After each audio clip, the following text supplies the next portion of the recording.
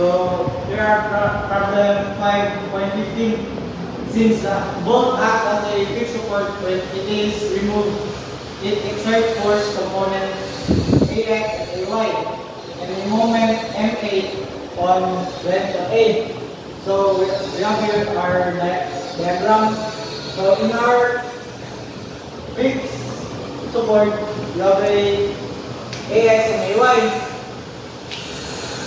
Then we have a distance of 0.3 meters on our 52 Newton of force and 0.4 meters on 30 Newton of force. And we have this angle 60 degrees and hypotenuse 13, opposite 5 and 12 adjacent.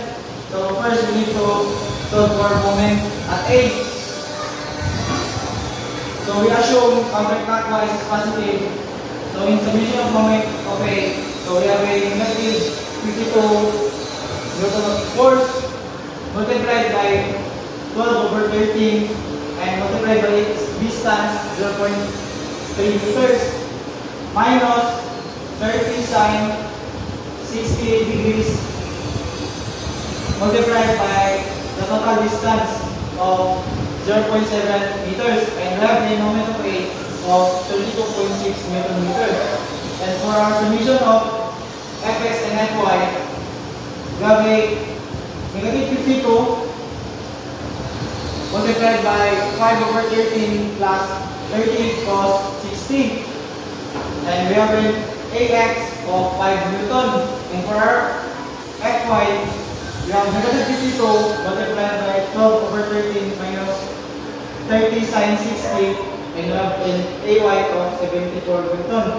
And after we get the summation of forces of X and Y, we need to get the range of A, and we just need to square root the moment at the forces of summation of forces of X and Y.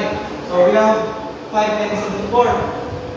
So we need to square root of 5 and 74, and we will get the 74.2 Newton of range of A. Sa moment ba? Anong sign ang gigamit? Sa itong moment, na-assign ang gigamit. Kaya itong first man is panahon. So then nagasyon magpunta na ang atong moment is counterclockwise positive. So since ang atong pa-x, which is cosine, dili man siya mapatuyo counterclockwise, din ang atong panahon na force, which is y, is sine, mao man ang mapatuyo na to counterclockwise padulong sa itong moment A. So problem 5.19. So we have the color A is fixed to the number that slide vertically along the vertical shaft. Determine the force of equilibrium.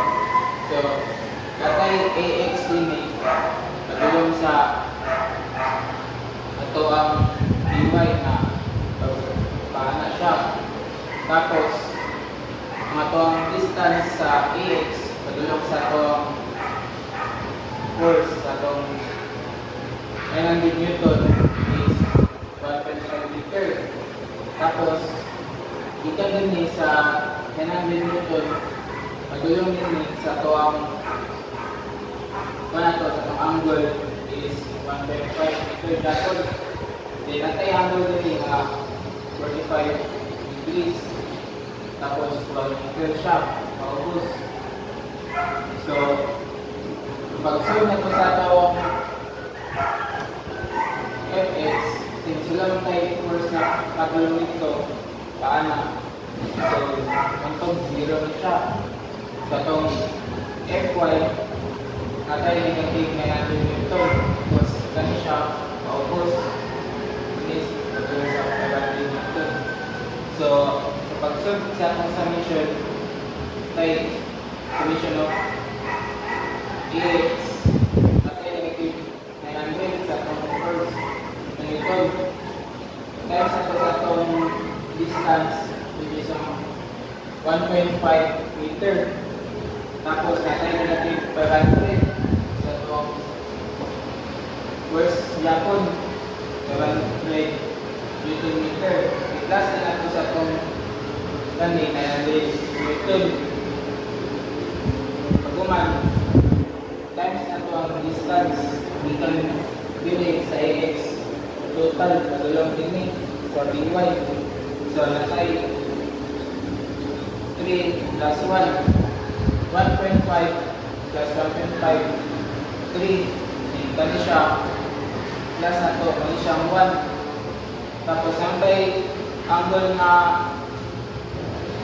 cosine 45. So, mali ang dilutang nila. So, yung answer na ito sa itong summation is negative 1,486.39 Newton meter. Ano, cos 45 ang ginamit sa summation ng moment 8? Kung limit K, na ang angle is naka 1 sa X.